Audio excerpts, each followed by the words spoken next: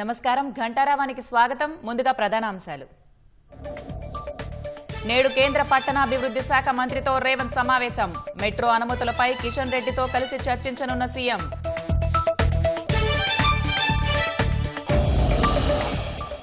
బాసర మహంకాళి అమ్మవారి ఆలయంలో చోరీ. వెండి కిరీటం, హుండీ ఎత్తుకెళ్లిన దుండగులు.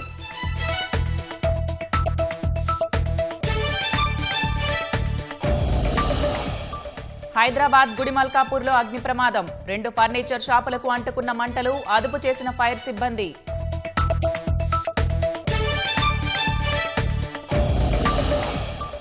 అనకాపల్లి జిల్లా పరవాడ ఫార్మాసిటీలో అగ్ని ప్రమాదం. కెమికల్ కర్మాగారంలో మంటలు, 2 సజీవ దహనం.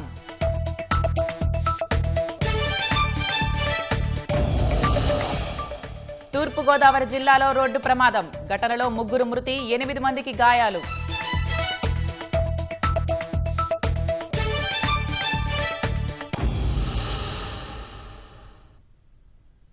ఢిల్లీ పర్యటనలో ఉన్న ముఖ్యమంత్రి రేవంత్ రెడ్డి రైల్వే, రక్షణ శాఖల మంత్రులతో సమావేశమయ్యారు. హైదరాబాద్ మెట్రో విస్తరణకు సహకరించాలని రైల్వే శాఖ మంత్రి అశ్విని వైష్ణవ్ను సీఎం కోరారు. మరో కేంద్ర మంత్రి కిషన్ రెడ్డితో కలిసి సమావేశమైన సీఎం ఐఆర్ఎఫ్సీ నుంచి రావాల్సిన రుణం త్వరగా విడుదలయ్యేలా చొరవ చూపాలని కోరారు. మెట్రో అంశంపై చర్చించేందుకు నేడు రేవంత్ రెడ్డి, కిషన్ రెడ్డి కేంద్ర పట్టణాభివృద్ధి శాఖ మంత్రి మనోహర్ లాల్ ఖట్టర్తో సమావేశం కానున్నారు. తెలంగాణలో మెట్రో రైలు విస్తరణకు సహకరించాలని ముఖ్యమంత్రి రేవంత్ రెడ్డి కేంద్ర ప్రభుత్వాన్ని కోరారు. ఢిల్లీలోని రైల్ భవన్లో కేంద్ర గనుల శాఖ మంత్రి కిషన్ రెడ్డితో కలిసి సీఎం రేవంత్ రెడ్డి రైల్వే శాఖ మంత్రి అశ్విని వైష్ణవ్తో ప్రత్యేకంగా భేటీ అయ్యారు. ఈ సందర్భంగా రాష్ట్రానికి సంబంధించిన పలు అంశాలపై విస్తృతంగా చర్చించారు. రాష్ట్రంలో దీర్ఘకాలంగా పెండింగ్లో ఉన్న మెట్రో రైలు విస్తరణ చేపట్టేందుకు ప్రభుత్వం సిద్ధంగా ఉందని, దీనికి కేంద్ర ప్రభుత్వ సహాయం అవసరమని సీఎం వివరించినట్లు సమాచారం. మెట్రో విస్తరణకు నోచుకోకపోవడంతో హైదరాబాద్లో ఎదురవుతున్న ఇబ్బందుల్ని కేంద్ర మంత్రి దృష్టికి రేవంత్ తీసుకెళ్లారు. విస్తరణకు సంబంధించిన అన్ని ప్రక్రియల్ని రాష్ట్ర ప్రభుత్వం పూర్తి చేసిందని చెప్పిన సీఎం, దీనికి Indian railway finance corporation IRFC నుంచి రావాల్సిన రుణం త్వరగా విడుదలయ్యేలా చొరవ చూపాలని కోరారు. ఈ సందర్భంగా ఈ ప్రాజెక్టు చుట్టూ ఏర్పడిన రాజకీయ అంశాలు సైతం చర్చకొచ్చినట్లు తెలిసింది. దాదాపు 2.5 గంటల పాటు సాగిన ఈ సమావేశంలో మెట్రో 2వ దశ అనుమతులపై కీలకంగా చర్చించారు. ఈ సందర్భంగా సీఎం ప్రస్తావించిన పలు అంశాలపై అశ్విని వైష్ణవ్ సానుకూలంగా స్పందించారు. అయితే మెట్రో అంశం రైల్వే శాఖ పరిధిలోనిది కానందున కేంద్ర పట్టణాభివృద్ధి శాఖ మంత్రితో తాను మాట్లాడతానని హామీ ఇవ్వడంతో పాటు వెంటనే ఆ శాఖ మంత్రి మనోహర్ లాల్ ఖట్టర్తో ఫోన్లో మాట్లాడినట్లు సమాచారం. మెట్రో అంశంపై చర్చించడానికి నేడు పట్టణాభివృద్ధి శాఖ అధికారులు ఉదయం 10:30 గంటలకు అపాయింట్మెంట్ను ఖరారు చేశారు. సీఎం రేవంత్ రెడ్డి కేంద్ర మంత్రి కిషన్ రెడ్డితో కలిసి ఖట్టర్తో భేటీ కానున్నారు. ఈ సమావేశంలో మెట్రో అనుమతులపై ఒక స్పష్టత రానుంది. హైదరాబాద్ మెట్రోకు ఐఆర్ఎఫ్సీ నుంచి రుణం విషయంపై రైల్వే మంత్రి అశ్విని వైష్ణవ్తో చర్చలు సానుకూలంగా సాగాయని భేటీ అనంతరం ముఖ్యమంత్రి రేవంత్ రెడ్డి తెలిపారు.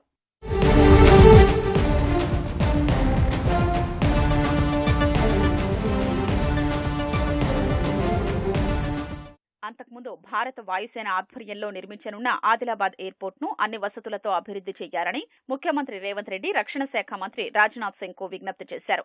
ఢిల్లీలోని రక్షణ శాఖ కార్యాలయంలో రక్షణ మంత్రితో సీఎం భేటీ అయ్యారు. ఆదిలాబాద్ ఎయిర్పోర్టు అభివృద్ధికి భూసేకరణ, యుటిలిటీస్ బదలాయింపు అంశాల్లో పూర్తిగా సహకరిస్తామని కేంద్ర మంత్రికి చెప్పారు. వాయుసేన ఆధ్వర్యంలో ఎయిర్పోర్టు నిర్మిస్తున్నందున ఇది దేశ సమగ్రతకు, రక్షణకు సంబంధించిన అంశమని రాష్ట్ర ప్రభుత్వం అన్ని విధాలా సహకరిస్తుందన్నారు. ఐఏఎఫ్ టెర్మినల్, ప్రయాణికుల సౌకర్యార్థం నిర్మించనున్న టెర్మినల్ భవనాలతో పాటు కార్గో, ఎంఆర్ఓ, హ్యాంగర్ సౌకర్యాల్ని ఏర్పాటు చేయాలని కోరారు. గాంధీ సరోవర్ ప్రాజెక్టుకు భూములు బదలాయించినందుకు కేంద్ర మంత్రికి సీఎం కృతజ్ఞతలు తెలిపారు. డీఆర్డీఓ, డీఆర్డీఎల్ ప్రాజెక్టు ఏర్పాటుకు దేవరకద్ర సమీపంలోని ప్రాంతాన్ని ఎంపిక చేసుకున్నందున ఆ ప్రాజెక్టును త్వరగా మంజూరు చేయాలని సీఎం కోరారు.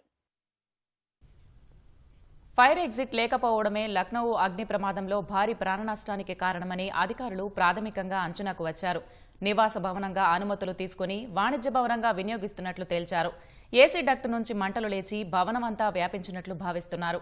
15 మంది మృతికి భవన యజమానుల నిర్లక్ష్యమే కారణమని కేసు నమోదు చేసి పోలీసులు 4 అరెస్ట్ చేశారు. లక్నవూలోని అలీగంజ్లో ఉన్న ఉషా మెహతా మార్గ్లో 3 అంతస్తుల వాణిజ్య భవనంలో సోమవారం మధ్యాహ్నం భారీ అగ్ని ప్రమాదం సంభవించింది. భవనం 2వ అంతస్తులో విద్యార్థులు యానిమేషన్ క్లాసులకు హాజరైనప్పుడు ప్రమాదం జరిగింది. ఈ ఘటనలో 15 మంది చనిపోయారు. వారిలో ఎక్కువ మంది విద్యార్థులే ఉన్నారు. మరో 9 మంది గాయపడ్డారు. ప్రాథమిక సమాచారం ప్రకారం భవనంలో ఏసీ డక్టు నుంచి మంటలు చెలరేగి ఉండొచ్చని భావిస్తున్నారు. సరైన నిష్క్రమణ మార్గం లేకపోవడం వల్ల పొగ పేరుకుపోయి ఊపిరాడక విద్యార్థులు చనిపోయారని యూపీ పట్టణాభివృద్ధి ఇంధన శాఖ మంత్రి ఏకే శర్మ తెలిపారు. మంటల్లో కొందరు సజీవ దహనం కాగా పలువురు ప్రాణాలు కాపాడుకోవడానికి భవనంపై నుంచి కిందకు దూకారు. మరికొందరు వైర్ల సహాయంతో కిందకు దిగారు. మంటలు తీవ్రంగా ఉన్న సమయంలో సహాయ బృందాలు పక్కనే ఉన్న భవనం టెర్రస్ పైకి చేరుకుని ప్రమాదానికి గురైన భవనానికి 2 పెద్ద రంధ్రాలు చేసి బాధితులను బయటకు తీసుకురావాల్సి వచ్చింది. లోపల చిక్కుకున్న వారి నుంచి ఫోన్ కాల్స్ రావడంతో ఘటనా స్థలానికి పరుగులు తీసిన బాధితుల కుటుంబ సభ్యులు, స్నేహితులు తమ వారిని కాపాడాలంటూ రక్షక సిబ్బందిని వేడుకోవడం కలిచివేసింది. భవనం గ్రౌండ్ ఫ్లోర్, బేస్మెంట్లో పెంపుడు జంతువుల క్లినిక్ ఉంది. మధ్యాహ్నం 3 గంటల ప్రాంతంలో ఈ ప్రమాదం జరగగా మంటలను ఆర్పేందుకు 19 ఫైర్ ఇంజన్లు, ఎన్డీఆర్ఎఫ్, ఎస్డీఆర్ఎఫ్, ఇతర సహాయ సిబ్బంది రంగంలోకి దిగారు.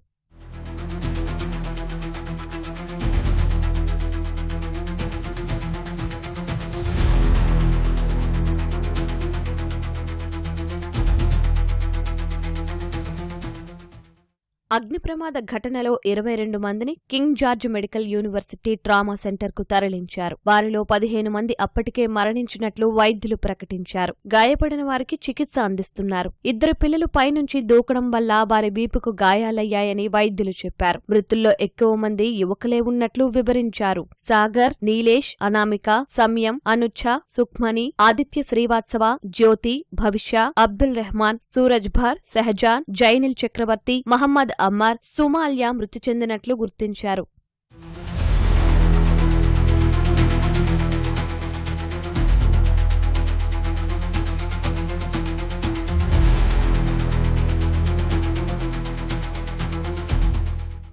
ముఖ్యమంత్రి యోగి ఆదిత్యనాథ్ తన అలీఘడ్ పర్యటనను మధ్యలోనే రద్దు చేసుకుని ఘటనా స్థలానికి చేరుకున్నారు. అనంతరం ఆస్పత్రిలో బాధితులను పరామర్శించారు. ప్రమాదంపై సమగ్ర విచారణకు సీఎం ఆదేశించారు. నివాస భవనంగా అనుమతులు తీసుకుని అక్రమంగా అదనపు అంతస్తులు నిర్మించి వాణిజ్య భవనంగా వినియోగిస్తున్నట్లు యూపీ ప్రభుత్వం రాత్రి ప్రకటన విడుదల చేసింది. 2016లోనే అనుమతుల్లేని కట్టడంగా గుర్తించి కూల్చివేతకు నోటీసులు జారీ చేసినట్లు వెల్లడించింది. అయితే తర్వాత 2 నెలల్లోపే కూల్చివేత నోటీసులు ఉపసంహరించినట్లు వివరించింది. ఇందుకు దారితీసిన పరిస్థితులపై విచారణ జరుపుతున్నట్లు తెలిపింది. అగ్ని ప్రమాద ఘటనకు సంబంధించి 4గురిని అరెస్టు చేసినట్లు సోమవారం రాత్రి పోలీసులు తెలిపారు. అరెస్టైన వారు భవన ఉమ్మడి యాజమానులని అధికారులు పేర్కొన్నారు. మొత్తం 6 వ్యక్తులు ఇతరులపై సామూహిక హత్య తదితర సెక్షన్ల కింద కేసులు నమోదు చేశారు.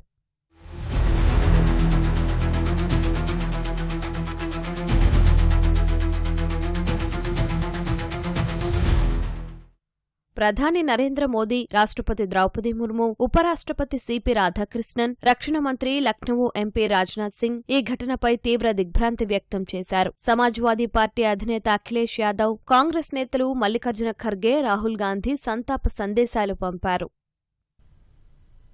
రాజోలి బండ డైవర్షన్ స్కీమ్ పనులను ఆలస్యం చేయకుండా వేగంగా పూర్తి చేయాలని మంత్రి ఉత్తమ్ కుమార్ రెడ్డి అధికారులను ఆదేశించారు. ఆర్డీఎస్ వ్యవస్థను బలోపేతం చేయడంతో పాటు తుంగభద్ర జలాలపై తెలంగాణ హక్కులు పరిరక్షించడం వంటి అంశాలను చర్చించారు. అంతర్రాష్ట్ర జలాలు, తుమ్మిళ్ల ఎత్తిపోతల పథకం పురోగతి తదితర విషయాలపై అధికారులు, ఇంజనీర్లతో సచివాలయంలో సమీక్షించారు. ఈ స్కీంలో అనేక నిర్మాణాలు కాలపరిమితి దాటిపోయాయని, అత్యవసర పునరుద్ధరణ అవసరమని మంత్రి వివరించారు. దీనిపై ఆధునీకరణ పనులపై సమగ్ర కార్యాచరణ ప్రణాళిక సిద్ధం చేయాలన్నారు. పెండింగ్లో ఉన్న పనులను త్వరితగతిన పూర్తి చేసి కాల్వగట్లను పటిష్టం చేయాలని ఉత్తమ్ సూచించారు. రైతు భూమికి చట్టబద్దమైన రక్షణ, స్పష్టపరమైన హక్కులు కల్పించడమే ప్రజాప్రభుత్వ ప్రధాన లక్ష్యమని రెవెన్యూ శాఖ మంత్రి పొంగులేటి శ్రీనివాసరెడ్డి పునరుద్ఘాటించారు. సీఎం రేవంత్ రెడ్డి నాయకత్వంలో భూ సమస్యల పరిష్కారానికి అత్యంత ప్రాధాన్యమిస్తున్నట్లు తెలిపారు. రెవెన్యూ అధికారులతో టెలికాన్ఫరెన్స్ నిర్వహించిన పొంగులేటి శ్రీనివాసరెడ్డి భూభారతి చట్టం అమల్లోకి వచ్చినప్పటి నుంచి ఇప్పటి వరకు రాష్ట్ర వ్యాప్తంగా 3.65 లక్షల పాస్బుక్లు జారీ చేసినట్లు వెల్లడించారు. భూభారతి చట్టంలో పేర్కొన్నట్లుగా వ్యవసాయ భూముల విక్రయాల్లో ఇబ్బంది లేకుండా రిజిస్ట్రేషన్ సమయంలో సర్వే మ్యాప్ జత చేసే నిబంధనని ప్రయోగాత్మకంగా అమలు చేస్తున్న 5 మండలాల్లో పరిస్థితిని సమీక్షించారు. ఆ విధానం విజయవంతంగా కొనసాగుతోందని అధికారులు చెప్పగా అక్కడి అనుభవాలు సమస్యల్ని పరిగణలోకి తీసుకుని త్వరలోనే ప్రతి జిల్లాకు ఒక మండలంలో అమలు చేసేలా కార్యాచరణ సిద్ధం చేయాలని నిర్దేశించారు. పెండింగ్లో ఉన్న సైదా బైనామా దరఖాస్తుల పరిష్కారంలో వేగం పెంచాలని అధికారులను పొంగులేటి ఆదేశించారు. మొత్తం 9.25 లక్షల సాదా బైనామా దరఖాస్తుల్లో ఇప్పటి వరకు 6 లక్షల దరఖాస్తుదారులకు నోటీసులు జారీ చేసినట్లు తెలిపారు. మిగిలిన దరఖాస్తులకు వచ్చే 15 రోజుల్లో నోటీసులు జారీ చేయాలని, ఆ తర్వాత 30 రోజుల గడువు ముగిసిన వెంటనే అర్హులైన వాటిని పరిష్కరించేటట్లు ప్రత్యేక కార్యాచరణ రూపొందించుకోవాలని మంత్రి పొంగులేటి సూచించారు. ఏపీలోని అనకాపల్లి జిల్లా పరవాడ ఫార్మాసిటీలో అగ్ని ప్రమాదం జరిగింది. దక్షిణ ఎనర్జీ కెమికల్ కర్మాగారంలో మంటలు చెలరేగి 2 మృతి చెందినట్లు తెలుస్తోంది. వారిని త్రినాథ్, వెంకటేష్ గా అధికారులు గుర్తించారు. మృతులు అచ్యుతాపురం వాసులుగా తెలుస్తోంది. 2 అగ్నిమాపక వాహనాలతో అగ్నిమాపక సిబ్బంది మంటలను అదుపు చేశారు. మరోవైపు పరవాడ ఫార్మాసిటీ అగ్ని ప్రమాదంపై ఏపీ హోంమంత్రి వంగలపూడి అనిత ఆరా తీశారు. కలెక్టర్, ఎస్పీతో అనిత ఫోన్లో మాట్లాడి వివరాలు తెలుసుకున్నారు. సహాయక చర్యలు వేగవంతం చేయాలని ఆదేశాలు జారీ చేశారు. బాధిత కుటుంబాలకు ప్రభుత్వం అండగా ఉంటుందని అనిత చెప్పారు. ఇలాంటి ఘటనలు పునరావృతం కాకుండా చూడాలని స్థానికులు కోరుతున్నారు. పరవాడ ఫార్మాసిటీని ఆనుకొని ఉన్నటువంటి ఇండస్ట్రియల్ పార్క్ ఏదైతే ఉందో, ఇండస్ట్రియల్ పార్క్ లో దక్షిణ ఎనర్జీ అనే కంపెనీలో ఘోర ప్రమాదం అనేటువంటి చోటు చేసుకుంది. ఇప్పటికే 4 కార్మికులు మృతి చెందారనేటువంటి సమాచారం ఉంది. ఇప్పటికే 2 డెడ్ బాడీలు బయటకు కనబడుతూ ఉన్నాయి. కాలుతో ఉంది. ఏదైతే అగ్ని జరుగుతున్నటువంటి ప్రమాదం ఉందో, ఈ ప్రమాదంలో భారీ ఎత్తున మంటలు ఎగిసిపడుతూ ఉన్నాయి. అందుకని జిల్లా అధికార యంత్రాంగం ఇలాంటి పరిశ్రమల మీద సమగ్రమైన దర్యాప్తు చేయండి. ఇండస్ట్రియల్లో భద్రతా ప్రమాణాలు లేకపోవడం వల్ల నిండు ప్రాణాలు గాలిలో కలిసిపోతున్నాయి. అరిచేతిలో ప్రాణాలు పెట్టుకుని క్షణ భయాందోళనలో కార్మికులు విధులు నిర్వహిస్తూ ఉన్నారు. వాయువులు రిలీజ్ అవుతున్నాయి. కాబట్టి పొల్యూషన్ కంట్రోల్ బోర్డు అధికారులు అలాగే జిల్లా అధికార యంత్రాంగం దీని మీద సమగ్రమైన దర్యాప్తు చేయండి. సేఫ్టీ ఆడిట్ నిర్వహించకపోవడం వల్ల ఇలాంటి ప్రమాదాలు జరుగుతూ ఉన్నాయి. తూర్పుగోదావరి జిల్లా రంగంపేట మండలం వడిసలేరు రంగంపేట మధ్య తెల్లవారుజామున 3 గంటల సమయంలో ఘోర ప్రమాదం జరిగింది. టైరు పంక్చరై అదుపు తప్పి టాటా ఏస్ వాహనం బోల్తా పడింది. ఈ ప్రమాదంలో 3 మృతి చెందగా మరో 8 మంది గాయపడ్డారు. వీరిని కాకినాడ జిల్లా సామర్లకోట, పిఠాపురం మండలం మల్లాం, జల్లూరు గ్రామాలకు చెందిన వారిగా గుర్తించారు. బాపట్ల జిల్లా కొల్లూరు ప్రాంతానికి నిర్మాణ పనుల నిమిత్తం వెళ్లిన 11 మంది రెడీమిక్స్ వాల్స్ పనులు పూర్తి చేసుకుని మిగిలిన సామగ్రితో బయలుదేరారు. మరో 30 నిమిషాల్లో గమ్యస్థానాలకు చేరుకుంటారనగా ఈ దుర్ఘటన జరిగింది. ఈ ప్రమాదంలో సామర్లకోటకు చెందిన మసకపల్లి బాబు, మురమర్ల రాజు, కాకడ రాజు ప్రాణాలు కోల్పోయారు. మిగిలిన వారికి స్వల్ప గాయాలు కావడంతో 108 వాహనాల్లో పెద్దాపురం ప్రభుత్వాసుపత్రికి తరలించారు. మృతదేహాలను రాజమహేంద్రవరం జీజీహెచ్కు తరలించారు. వర్షాకాలం సందర్భంగా ప్రజలకు ఎలాంటి ఇబ్బందులు కలగకుండా రహదారి రవాణా వ్యవస్థ నిరంతరం కొనసాగేలా చర్యలు చేపట్టాలని రోడ్లు, భవనాల శాఖ మంత్రి కోమటిరెడ్డి వెంకటరెడ్డి అధికారులను ఆదేశించారు. వరదల వల్ల రహదారులు, వంతెనలు, కల్వర్టులు వంటి మౌలిక సదుపాయాలకు కలిగే నష్టాన్ని తగ్గించడంపై మంత్రి సమీక్షించారు. అన్ని స్థాయిల అధికారులు పూర్తి అప్రమత్తతతో పనిచేయాలని సూచించారు. జూన్ నుంచి అక్టోబర్ వరకు సూపరింటెండింగ్ ఇంజనీరింగ్ నుంచి అసిస్టెంట్ ఇంజనీర్ వరకు అందరూ క్షేత్రస్థాయిలో అందుబాటులో ఉండాలని ఆదేశించారు. అత్యవసర పరిస్థితులను ఎదుర్కొనేందుకు అవసరమైన యంత్రాలు, పరికరాలు, ఇతర సామాగ్రిని సిద్ధంగా ఉంచాలన్నారు. ముంపు ప్రమాదం ఉన్న రహదారులు, వంతెనలు, కల్వర్టులు, కట్టలు బలహీనంగా ఉంటే ప్రత్యామ్నాయ మార్గాలను గుర్తించి ప్రజలకు ఇబ్బంది లేకుండా చర్యలు తీసుకోవాలని పేర్కొన్నారు. నల్గొండ జిల్లా కేంద్రంలోని హౌసింగ్ బోర్డు ప్లాట్లు మెరుపు వేగంతో అమ్ముడయ్యాయి. గజం భూమి గరిష్టంగా 75,000 రూపాయలు పలికింది. నల్గొండ దేవరకొండ రోడ్డులో ఉన్న హౌసింగ్ బోర్డు కాలనీలో వాణిజ్య అవసరాలకు నిర్దేశించిన 31 ప్లాట్లకు బహిరంగ వేలం నిర్వహించగా భారీ స్పందన లభించింది. వేలంపాటలో కనిష్ట ధర 55,500 పలుకగా గరిష్టంగా 75,500 రూపాయలకు చేరింది. ఈ ప్రక్రియ ద్వారా సుమారు 44,15 లక్షల రూపాయల ఆదాయం వచ్చిందని housing board vice chairman VP Gautam తెలిపారు. వినియోగదారులు పోటీ పడి మరీ నిర్దేశించిన దానికంటే దాదాపు 3 రెట్లు అధిక ధరకు కొనడం విశేషంగా మారింది. ఈ ప్లాట్ల విక్రయానికి సంబంధించి గత నెలలో నోటిఫికేషన్ను విడుదల చేశారు. ఉమ్మడి కరీంనగర్ జిల్లాలో ఏళ్లుగా మూతపడ్డ సర్కారు బడులు తిరిగి తెరుచుకుంటున్నాయి. ఒక్క జగిత్యాల జిల్లాలోనే 13 పాఠశాలలు ఈ విద్యా సంవత్సరం తెరుచుకున్నాయి. గ్రామ పంచాయతీ పాలకవర్గం, గ్రామస్తులు, ప్రజాప్రతినిధులు, తల్లిదండ్రులు ప్రత్యేక చొరవ తీసుకుని పిల్లల్ని సర్కారు బళ్లకు పంపుతున్నారు. కొన్ని గ్రామాల్లో ప్రభుత్వ బళ్లలో విద్యార్థుల సంఖ్యను పెంచేందుకు ప్రైవేటు పాఠశాలల బస్సులను రాకుండా అడ్డుకుంటున్నారు. సర్కారీ బడిలో విద్య సహా ఇతర సదుపాయాలపై తల్లిదండ్రులకు అవగాహన కల్పిస్తున్నారు. ఏళ్లుగా మూతపడి ఈ విద్యా సంవత్సరం నుంచి తిరిగి తెరుచుకుంటున్న సర్కారీ పాఠశాలలపై ఈటీవీ ప్రత్యేక కథనం. ఇది జగిత్యాల జిల్లా మెట్పల్లి మండలం రంగారావుపేట తండా. 10 ఏళ్ల క్రితం ఇక్కడ సర్కార్ బడి నడిపారు. వివిధ కారణాలతో దాన్ని మూసేశారు. అప్పట్నుంచి 4 కిలోమీటర్ల దూరంలో ఉన్న మిట్టంపేటలోని ప్రభుత్వ పాఠశాలకు తమ పిల్లల్ని పంపేవారు. బస్సులో వెళ్లి బస్సులో వచ్చేవారు. కొంతమంది తల్లిదండ్రులు తమ పిల్లల్ని తమ వెంట కూలి పనుల కోసం తీసుకెళ్లేవారు. 10 ఏళ్ల తర్వాత ఇప్పుడు ఆ తండాలో సర్కార్ బడి మళ్లీ తెరుచుకుంది. చదువుకునే పిల్లల సంఖ్య అధికంగా ఉందని, తమ ఊళ్ళో పాఠశాల తెరవాలని నూతనంగా ఎన్నికైన సర్పంచ్ మంజుల, ఉప సర్పంచ్ భూక్యా మదన్లాల్ పలుమార్లు విద్యాశాఖ అధికారులకు విన్నవించారు. వారి విజ్ఞప్తుల్ని ఆలకించిన విద్యాశాఖ ఎట్టకేలకు ఈ విద్యా సంవత్సరం నుంచి అక్కడ బడి తెరిచింది. పాఠశాల భవనం లేకపోవడంతో పాత గ్రామ పంచాయతీ కార్యాలయంలోనే బడిని ప్రారంభించారు. సర్పంచ్ మంజుల తమ 2 పిల్లల్ని ఇదే పాఠశాలలో చేర్చి ఆదర్శంగా నిలిచారు. ఊళ్ళోనే బడి తెరుచుకోవడంతో సుమారు 25 మంది విద్యార్థులు 1 నుంచి 5వ తరగతి వరకు చేరారు. పాఠశాల ప్రారంభం అక్కడ వేడుకలా జరిగింది. ఈ రోజులు పెండింగ్ ఉండబట్టి మా పిల్లలకేమో ప్రైవేట్ స్కూల్కి అయితే పంపించేసినాం. ఇప్పుడు రీఓపెనింగ్ అయింది కాబట్టి ఇప్పుడు మళ్ళీ మా పాపను తండా పిల్లలందరినీ స్టార్ట్ చేసినాం సార్. ఇన్ని రోజులు బడి బరాబర్ నడలేదు సార్. ఇప్పుడు కరెక్ట్ నడుతుంది. ఇప్పుడు వచ్చింది, మాకు సంతోషంగా ఉన్నది. 10 years బ్యాక్ క్లోజ్ అయింది స్కూల్, రీఓపెన్ చేసినాం. ఈ పార్టీకి మేడం వాళ్ళకు కలిసినాం. మేము మేడం రెస్పాండ్ అయింది, ఓపెన్ చేసినాం. లాస్ట్ ఇయర్ ఎవరు వేరే ప్రైవేట్ స్కూల్లో వెళ్ళేవాళ్ళు. ఇప్పుడు నుంచి మా తండలో స్కూల్ ఉండాలని మేము ఓపెన్ చేయడం జరిగింది. మా పిల్లలు కూడా ఈ స్కూల్లో జాయిన్ చేయడం జరిగింది. మేడము, మా సర్పంచ్, మా తండ ప్రజలందరూ సహకరించారు. ఇప్పుడు స్కూల్ తెరుచుకోవడానికి ఈ పిల్లలు ఇంతకుముందు 3 కిలోమీటర్ల దూరంలో బస్సులో వెళ్ళి రావడం జరుగుతుంది. ఇప్పుడేమో మా స్కూల్ తెరుచుకుంది. మా గవర్నమెంట్ నుంచి సహకారం అందింది. గ్రామ ప్రజలు అందరూ అభినందిస్తున్నారు. సర్పంచ్ గారు మేము బడిబాట సమయంలో ఇల్లు తిరిగి విద్యార్థులను జమ చేశాము. దాదాపు 25 మందికి పైగా విద్యార్థులు పోగయ్యారు.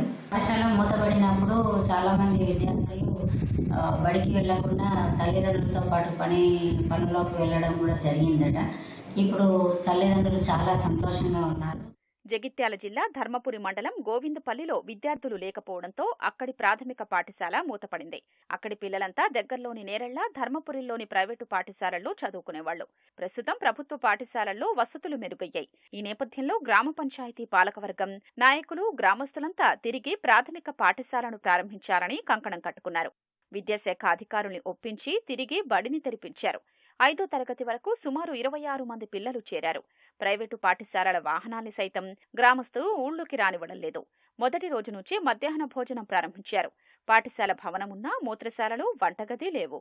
వెంటనే మంజూరు చేయాలని కలెక్టర్కు సైతం వినతి పత్రం అందించారు.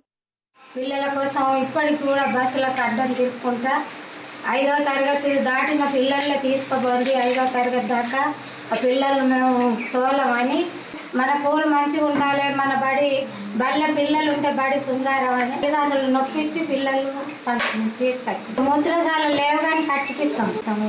అన్ని ఇప్పటి నుంచి అన్ని మంచిగా ఏది లేకుండా అది చేపిస్తాం. ఆ వంటలు కూడా చేపిస్తాం. స్కూల్ రీఓపెన్ చేయడం వల్ల, మాకు ప్రైవేట్ స్కూల్కు పంపించడం వల్ల, ఫీజుల బాగా ఉండడం వల్ల ఇప్పుడు యథావిధిగా ఈ స్కూల్కి పంపిస్తున్నాము. మా పిల్లలకు అవసరమైన వసతులు కల్పించాలి. ఒక్కరే టీచర్ ఉన్నారు ఈ స్కూల్కు. 5 తరగతులు అంటే పిల్లలకు ఒక ఉపాధ్యాయుడు అయితే ఇబ్బందికరంగా ఉంటుంది కాబట్టి పిల్లలకు సరిపడే బోధన సరిపడే ఉపాధ్యాయులను సమకూర్చాలి. ఈ సర్పంచ్ గారు, మళ్ళీ పాలకవర్గం, తర్వాత పిల్లల తల్లిదండ్రులు మనకు బాగా సహకారం చేశారు. కాబట్టి ఇప్పుడు నేను నా సొంత మదర్ స్కూల్ కాబట్టి నేను ఖచ్చితంగా ఇక్కడ పిల్లలు లేక నేను ఇన్ని రోజులు వేరే స్కూళ్ళల్లో డిప్యూటేషన్గా వేరా మూత్రశాలలు లేవు సార్. ఆ మూత్రశాల గురించి మేము ఆల్రెడీ ఇచ్చేసినాం ఆ అప్లికేషన్. కాకపోతే తొందరనే వస్తాయని అన్నారు. అడిషనల్ కలెక్టర్ గారు దృష్టికి కూడా వెళ్ళాలి. జగిత్యాల జిల్లా కొడిమ్యాల మండలం బొల్లోని చెరువులో 5 ఏళ్ల కిందట అక్కడి సర్కార్ బడి మూతబడింది. చదువుకునే విద్యార్థులంతా కొడిమ్యాలలోని ప్రైవేటు స్కూల్లో చదివేవాళ్లు. ఎలాగైనా స్థానికంగా ఉన్న ప్రాథమిక పాఠశాలను తెరవాలని ప్రజాప్రతినిధులు, గ్రామస్తులు చొరవ తీసుకున్నారు. ఈ విద్యా సంవత్సరం 5వ తరగతి వరకు బడి తెరిచారు. 18 మంది విద్యార్థులు చేరారు. గ్రామ సర్పంచ్ గారు, అలాగే Kodimyala complex head master Vijayendra గారు, తర్వాత మండల విద్యాధికారి ఎంఈఓ గారి కృషి, గ్రామస్తుల సహకారంతో ఈ పాఠశాల మళ్ళీ పునఃప్రారంభించబడింది. ప్రస్తుతం 20 మంది విద్యార్థులు పాఠశాలలో చేరయ్యారు. ఈ పాఠశాల మూతపడ్డటువంటి పాఠశాలను తిరిగి తెరవడానికి కృషి చేసినటువంటి సర్పంచ్, అధికారులు, గ్రామస్తులు, యువకులందరికీ ధన్యవాదాలు తెలియజేస్తున్నాము. జగిత్యాల జిల్లా గొల్లపల్లి మండలం అబ్బాపూర్లో 2 ఏళ్లుగా అక్కడి ప్రభుత్వ పాఠశాల మూతబడింది. ఈ విద్యా సంవత్సరం గ్రామస్తుల చొరవతో తిరిగి ప్రారంభమైంది. సోమవారం ఊళ్లోకొచ్చిన 2 ప్రైవేటు స్కూళ్ల బస్సుల్ని గ్రామస్తులు అడ్డుకున్నారు. వారిని సర్కార్ బడికి తీసుకెళ్లారు. వారి తల్లిదండ్రులకు సైతం సర్కార్ బళ్లలో విద్యా వసతులపై అవగాహన కల్పించారు. పైన చెప్పినవన్నీ మచ్చుకు కొన్నే. జగిత్యాల జిల్లాలో చాలా కాలంగా మూతబడి ఈ విద్యా సంవత్సరం నుంచి 13 పాఠశాలలు తెరుచుకున్నాయి. ఇప్పటి వరకు ఉన్న సమాచారం మేరకు కరీంనగర్ జిల్లాలో 2, సిరిసిల్లలో 2, పెద్దపల్లిలో 1 పాఠశాల ఈ విద్యా సంవత్సరం నుంచి తెరుచుకున్నాయి. ఉమ్మడి జిల్లాలో 1653 పాఠశాలలు ఉంటే అందులో 163 బళ్లు వివిధ కారణాలతో కొన్నేళ్లుగా మూతబడుతూ వచ్చాయి. వాటిని తిరిగి తెరిపించేందుకు గ్రామస్తులు, గ్రామ పంచాయతీ పాలకవర్గం, ఉపాధ్యాయులు తమ వంతు ప్రయత్నం చేస్తున్నారు. తృణమూల్ కాంగ్రెస్ పార్టీలో అంతర్గత సంక్షోభం తారాస్థాయికి చేరింది. 1998లో పార్టీని స్థాపించిన తర్వాత ఎన్నడూ లేని రీతిలో మమతా బెనర్జీని పార్టీ చైర్పర్సన్ పదవి నుంచి తొలగిస్తూ తిరుగుబాటు వర్గం సంచలన నిర్ణయం తీసుకుంది. సీనియర్ ఎమ్మెల్యే అరూప్ రాయ్ను కొత్త అధ్యక్షుడిగా ఎన్నుకుంది. కోల్కతాలోని ఓ హోటల్లో ప్రతిపక్ష నేత రితబ్రత బెనర్జీ నేతృత్వంలోని టీఎంసీ చీలిక వర్గం ప్రత్యేక భేటీ నిర్వహించింది. సమావేశం అనంతరం నూతన జాతీయ కార్యవర్గాన్ని ప్రకటించింది. ఈ భేటీలో కొత్త అధ్యక్షుడితో పాటు ఉపాధ్యక్షులుగా మరో 4 రెబెల్ నేతలు ఎంపిక చేశారు. అభిషేక్ బెనర్జీని ప్రధాన కార్యదర్శి పదవి నుంచి తప్పించారు. తమకు 60 మంది ఎమ్మెల్యేల మద్దతు ఉందని ప్రకటించిన రెబల్స్ మమతా బెనర్జీ ప్రధాన సలహాదారుగా ఉంటే స్వాగతిస్తామన్నారు. ఈ సమావేశాన్ని మమతా బెనర్జీ వర్గం తీవ్రంగా ఖండించింది. సంస్థాగత నిర్మాణాన్ని మార్చే అధికారం చీలిక వర్గానికి లేదని సీనియర్ నేత కునాల్ ఘోష్ కొట్టిపారేశారు.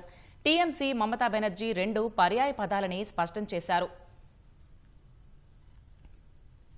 మధ్యప్రదేశ్ ఇందోర్లోని ఒక ప్రైవేటు పాఠశాలలో మధ్యాహ్న భోజనం తిని సుమారు 110 మంది విద్యార్థులు తీవ్ర అస్వస్థతకు గురయ్యారు. ది శిశుకుంజ్ ఇంటర్నేషనల్ స్కూల్లో ఈ ఘటన జరిగింది. పాఠశాలలో 1 నుంచి 5వ తరగతి చదువుతున్న విద్యార్థులకు శనివారం మధ్యాహ్నం భోజనం అందించారు. ఆహారం తిన్న కొద్దిసేపటికే 110 మంది పిల్లలకు కడుపు నొప్పి, వాంతులు మొదలయ్యాయి. ఆదివారం కూడా చాలా మంది పిల్లల్లో ఇవే లక్షణాలు కనిపించాయి. ఆందోళన చెందిన తల్లిదండ్రులు పిల్లలను ఆసుపత్రులకు తీసుకెళ్లారు. ప్రస్తుతం పిల్లలంతా క్షేమంగానే ఉన్నారని అధికారులు తెలిపారు. తల్లిదండ్రుల ఫిర్యాదు మేరకు జిల్లా యంత్రాంగం పాఠశాలలో ఆకస్మిక తనిఖీ చేపట్టింది. సోదాల్లో గడువు ముగిసిన మసాలా ప్యాకెట్లు, ఆహార పదార్థాలను గుర్తించింది. వంటగది నిర్వహణలో నిబంధనలు ఉల్లంఘించినట్లు తేల్చారు. 23 నమూనాలను పరీక్షలకు పంపించారు. నివేదిక వచ్చే వరకు పాఠశాల వంటగదిని అధికారులు సీల్ చేశారు. కార్పొరేట్ ప్రపంచంలో మరో భారతీయుడికి అరుదైన గౌరవం దక్కింది. ప్రముఖ ఫిన్టెక్ ప్లాట్ఫామ్ క్రెడ్ వ్యవస్థాపకుడు కునాల్ షా మెటా అనుబంధ సంస్థ వాట్సాప్ సీఈఓగా నియమితులయ్యారు. 2019 నుంచి ఈ యాప్కు సీఈఓగా ఉన్న విల్కాద్ ఖాట్ స్థానంలో కునాల్ బాధ్యతలు చేపడతారని మెటా అధినేత మార్క్ జుకర్బర్గ్ ఫేస్బుక్లో ప్రకటించారు. ఇదే సమయంలో క్రెడ్లో మెటా 8,550 కోట్లు పెట్టుబడి పెడుతున్నట్లు తెలిపారు. క్రెడ్ను భారత్లోని అత్యంత ముఖ్యమైన టెక్నాలజీ కంపెనీలలో ఒకటిగా కునాల్ తీర్చిదిద్దారని జుకర్బర్గ్ చెప్పారు. కోట్లాది మంది వాట్సాప్ వినియోగదారులకు అత్యుత్తమ సేవలు అందించే ప్రక్రియలో కునాల్తో కలిసి పనిచేయడానికి ఆసక్తిగా ఎదురుచూస్తున్నామని జుకర్బర్గ్ పేర్కొన్నారు. తాను వాట్సాప్ హెడ్గా వెళ్తున్నానని కునాల్ తెలిపారు. మితెన్ సంపత్ క్రెడ్ తాత్కాలిక సీఈఓగా వ్యవహరించనున్నారు. హైదరాబాద్ రవీంద్ర భారతిలో తెలంగాణ సంగీత నాటక అకాడమీ ఆధ్వర్యంలో జాతీయ నృత్యోత్సవాలు ఘనంగా ప్రారంభమయ్యాయి. కళాకారులను గౌరవించడం అంటే సంస్కృతి, సంప్రదాయాలను పరిరక్షించడమేనని ఉప ముఖ్యమంత్రి భట్టి విక్రమార్క అన్నారు. విలక్షణ కార్యక్రమాలతో గుర్తింపు పొందిన సంగీత నాటక అకాడమీ జాతీయ స్థాయి ఉత్సవాలతో రాష్ట్ర ఖ్యాతిని చాటి చెప్పడం అభినందనీయమని కొనియాడారు. ఈ కార్యక్రమంలో గెలుపొందిన విజేతలను మంత్రులు ఘనంగా సన్మానించారు. ప్రకృతి ప్రత్యేకతను, స్త్రీ పురుష సమానత్వాన్ని చాటి చెప్పే అర్ధనారీశ్వర నృత్యాలు ఆకట్టుకున్నాయి. ఈ ఉత్సవాన్ని డిప్యూటీ సీఎం మంత్రి జూపల్లితో కలిసి జ్యోతి ప్రజ్వలన చేసి వేడుకలను ప్రారంభించారు.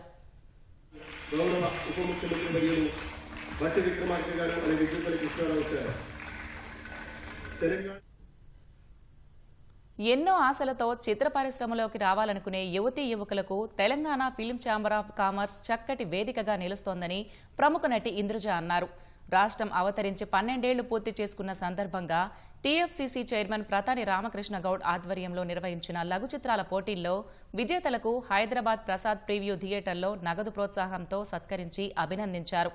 ఈ పోటీలకు జ్యూరీ చైర్మన్గా ఉన్న ఇంద్రజ ఒక్కో లఘు చిత్రం ఎంతో నాణ్యతగా మంచి కంటెంట్తో తీశారని ప్రశంసించారు. ఈ సందర్భంగా సీనుగాడి సైకిల్ స్టోరీ లఘు చిత్రానికి మొదటి బహుమతిగా 20,000 రూపాయలు అందజేసి ప్రోత్సహించారు. లఘు చిత్రాల పోటీలను ప్రతి సంవత్సరం నిర్వహిస్తామని, నగదు ప్రోత్సాహకాన్ని కూడా ₹1,00,000 పెంచుతామని, విజేతల్లో దర్శకులు, నటీనటులను సినీ పరిశ్రమకు పరిచయం చేస్తానని రామకృష్ణ గౌడ్ తెలిపారు. ఇండస్ట్రీ మీద చాలా మందికి ఇంకా మక్కువ ఎక్కువగా ఉంది. అందుకే కంటిన్యూగా చేయాలని డిసైడ్ అయినాం. ఎవ్రీ ఇయర్ పెడతాం.